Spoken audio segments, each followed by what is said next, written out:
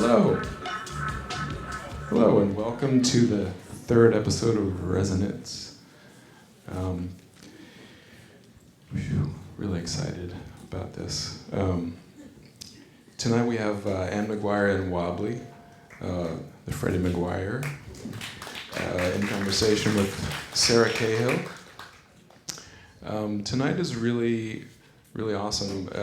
This is the first time, I think, on Resonance that we've actually got to use the entire sound system in here. There's about 100 speakers and a really complex kind of mixing system. And tonight you'll really hear, you'll hear it. It's very impressive. My name's Wayne Grimm, and I'm the curator for Resonance. Just want to tell you how this is going to all happen. We'll have about a half-hour conversation, and then there'll be a 10-minute break, and then we'll have a performance right after that. Feel free to go to the bar at any time, right over there. If you need to use the restroom, is it that way? Or that way? Okay, out that door and to the right, and there's a restroom right outside there. Please turn off your cell phones. That would be awesome. What else do I want to say? So this is the third of 5 Resonance programs. Upcoming on Resonance in April, we have April 12th, we have Jem Finer, who's an amazing sound artist from England. And then in June, we have Colleen, who I don't know if you know, but she does really beautiful electroacoustic music with just a lot of different instruments, acoustic instruments, loops, her voice, and it's going to be really beautiful. There are some schedules and little postcards right over here on the bar if you want to grab one. I guess that's everything I want to say. So I'd like to introduce Sarah Cahill, Anne McGuire, and Wobbly.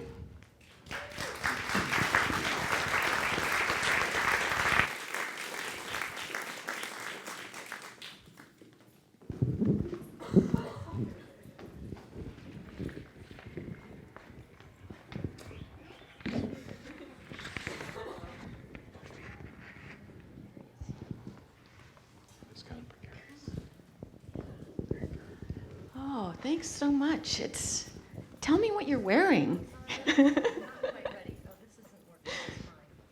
Oh. I'm not quite ready.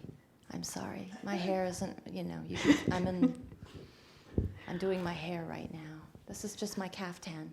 And where did you get the caftan? Munich, 1965. Makes sense. It makes sense. So it looks like Freddy McGuire, but it's pronounced Freddy McGuire. And tell us about the name. Well, that is my given name on my birth certificate. I'm named after my father. He's Fred, I'm Freddy. And then where did Anne come from? Well, I'm a Catholic, so they had to give me a feminine name also. A saintly feminine name. How did you two start collaborating? Jon saw my video art and said, "Will you be on the radio with me?" And I said, "Okay." That's pretty much exactly it. Yeah.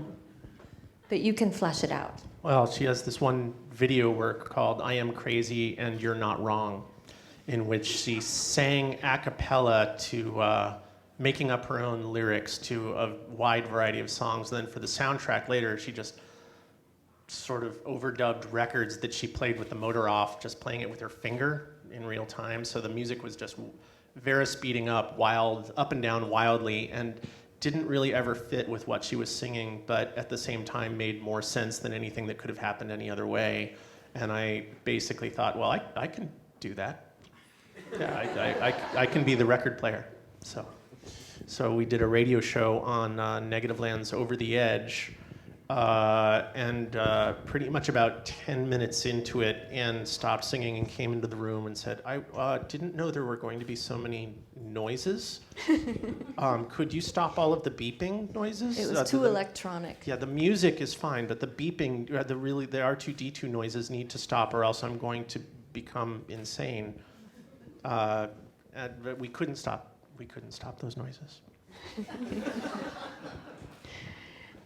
So then after that, you decided to work together? Well, on the drive home, like, she just wasn't even looking at me. She was like, I don't think that was very good at all, and that wasn't at all what I expected, and I'm sorry. But then I actually edited the 3 hours down to 45 minutes. I edited down all the parts where we were fighting. And the edit was really great, and then, you know. Apparently it was downloaded a lot in Germany. Yes. It's unusual to be a vocalist and video artist, is it? I don't think so. I think people who want to sing songs pointed cameras at themselves. That's what I did. But you can keep asking more about it. I don't know. And do you improvise songs, actually? That seems very difficult. I mean, why choose to improvise them rather than do the easy thing and write them beforehand?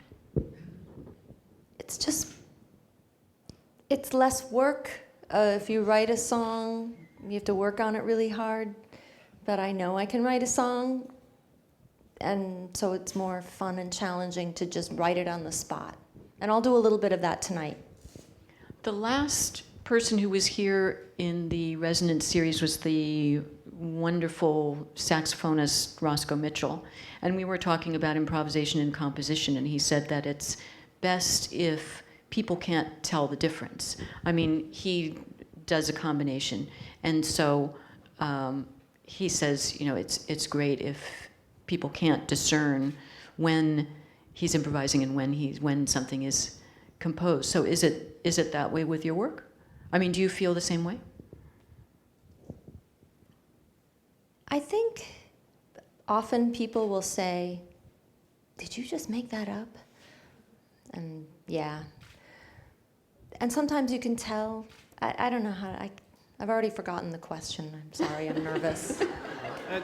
Jon. It used to be impossible to hear a piece of music more than once, and so just the very concept that it's now possible to listen to a piece of music more than once, I think, has done such a number on our brains that we've got this strange sort of composition versus improvisation battle going on in our heads that really was not even an issue 100 years ago. Because even 100 years ago, if someone was playing a piece of sheet music, they'd make mistakes, and you'd never hear that piece of music again the same way. Everything you ever hear, it should be as if it's the first time you've ever heard it, and that goes for the musicians as well.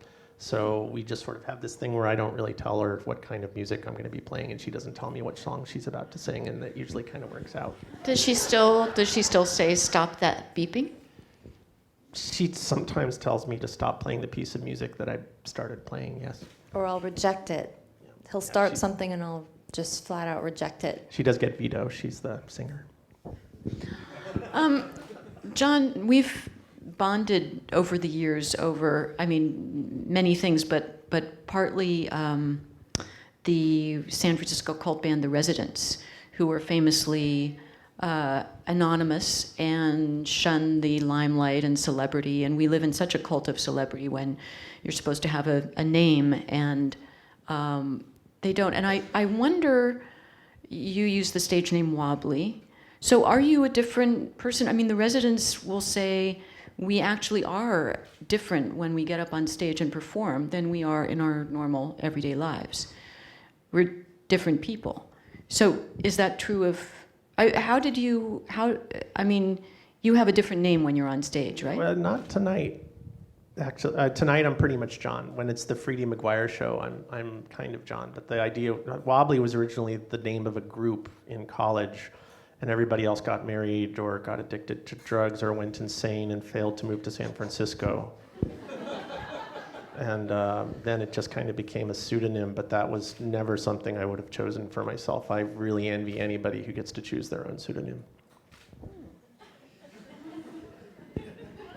But obviously, having a It's not different. It's just totally accident. It's totally unintentional. I don't know what I'm doing.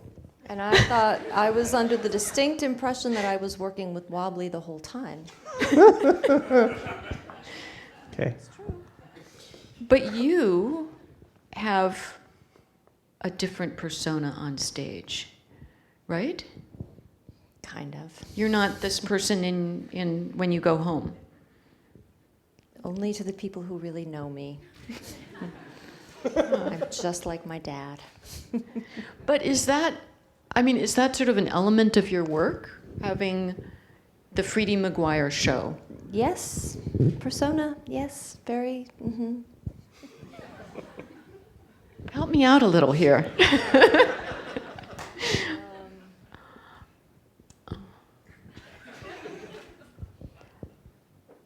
Freddy McGuire is a character, yes. She's definitely a character. And it's a character I use in my performance art and my video art. And it started in the late, I won't say when. It started when I went to college and I wanted to sing and they had cameras. And I said, oh, wow, I can make my own music video. And it was easier to be a character. It's just, to me, it's just acting. But it's not, movie acting. It's just a little act. But isn't it interesting that Freddy McGuire is actually your original name? So you're going back to your roots. Yeah. So what are we going to hear tonight? What is this? Valentine's Day oriented material? Yes, I've been in residence here at the Exploratorium for the last 6 months. They've got a little cot for me up in the booth. I've been living here, and I've met some wonderful people, and I hope to actually track someone down that I've been seeing a lot here. I think he's a security guard. That's part of the show. I don't know if we can find him, but we're gonna sing songs about love, so it's all love all the time, and finding the security guard. Yes. And, Well, what is stalking other than unrequited love that later becomes retroactively consensual?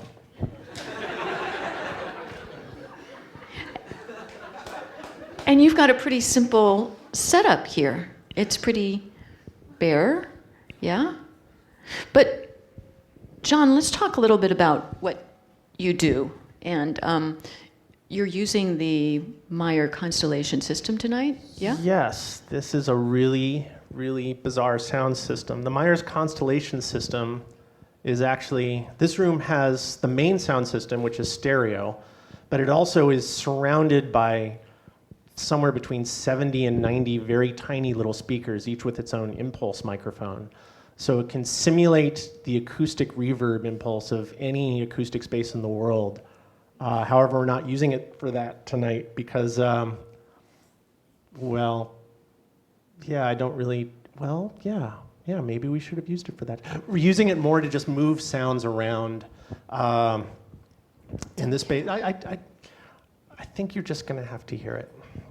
But I guess the basic acoustic principle is that many, many, many little speakers are often sound better than two really expensive big ones. Yeah, that makes sense. If the show is about love, what is your role in a show about love? I'm the accompanist, but I actually do have problem. I do have a problem. Yeah, I'm using my phone for a lot of the music tonight. I'm using a lot of iOS apps, and my phone stops working if my voicemail fills up, so I might have to check some of them on stage. Oh my God. That's the answer. And video? Will there be video tonight? Yeah. I've been shooting a lot of video during my 6 months residency here, where I've been using the bathroom back there as a shower. And yeah, they gave me a camera and they said, just don't bother anyone. So, yeah.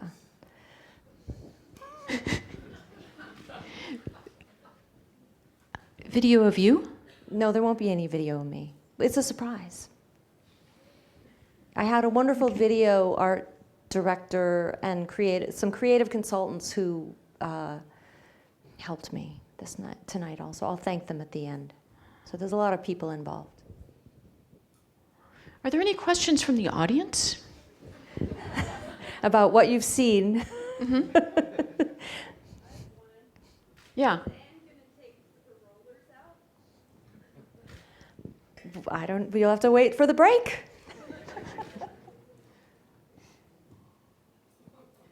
Good question. That's an easy question. I love it. How did you find that caftan in Munich?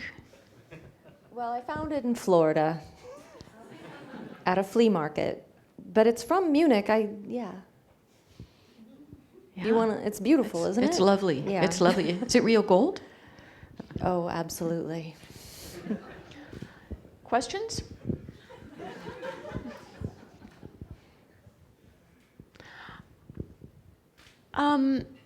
Is the collaboration, is it all in real time? I mean, I wonder how much you work out beforehand, what you're going to do. This one we were a little nervous, so we should admit that we did rehearse, yeah. But there is a little bit of rehearsing. But not very much rehearsing. And the ideal show is one which happens after 6 months of not seeing or speaking to each other, where one of us calls the other to say, hey, we can go do this show, you want to do it? And then we just get together and do it on the fly. There's this interesting art gallery in Richmond across the bridge called the Bridge Art Space, which is actually a storage center where It's a storage unit. Yeah, it's a storage unit center by the freeway and by the toxic dumps where divorced people take all of their stuff out and sometimes have a little television set up where they can just watch the football game by themselves out surrounded by all of their old objects. And there's an art gallery there. So often the people who have gone out to watch television come back in and just see sort of like wine and cheese and a bunch of paintings, and we were invited to play. And that was one of our best shows in a really long time. It was a great show. Yeah. I Your room didn't microphone, every once in a while, at the end of each show, at the end of each song, there's like about 3 or 4 people clapping that gets picked up by your room mic. I think it's going to be our best album yet. Yeah, we'll put it online. That one's going to have to go online. So you sort of thrive on spontaneity and the circumstances that you're presented with, which is so completely different from many performers who just need everything a certain way, like a Steinway in tune, and yeah. It is fun to be more prepared. It builds confidence. But I'm going to be reading from some song sheets because I have some new songs tonight, and they're just new as of a week. They're really I just don't know them. And there are a couple things that you haven't heard the music for yet. And I love it when Jon plays new music that I don't know. And the Exploratorium expressed their desire for a prototypical atmosphere and show. And this is a prototype for a show that will never happen again. How did you start writing songs or singing songs? I just always sang and just always wrote poetry. Yeah, that's all. I just always did those kinds of things. Those were things I was good at. Jon, did you ever write any lyrics and songs? I don't even know that. Yeah. Sorry. Can you recite some for us? I wouldn't want to do that. No, some of them are all right. They're just infantile heartbreak. Yeah, totally on topic, actually. Tonight I just play tunes. Questions? Anybody? Sorry, we're so tough.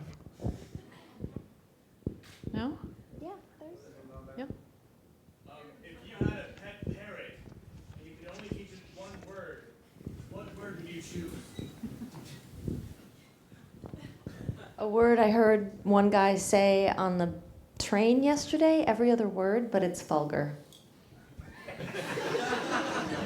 I never heard such a dirty mouth on a person on the train in front of people, but it's a good word. Did everyone hear There are children here. Did everyone hear the question? Yeah. Okay. John, There was one other question. what's your word? That I would teach the parrot? I've never thought about. I can't even. I can't. I'll get back to you later.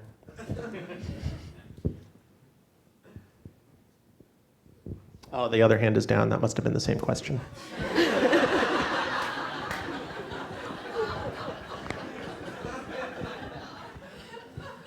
Yeah. Are you very spontaneous in your other life, your non-stage life, or are you only really, really spontaneous in your stage life or your celebrity persona? Anne should answer that one first. I think I'm pretty spontaneous. Well, I have a schedule.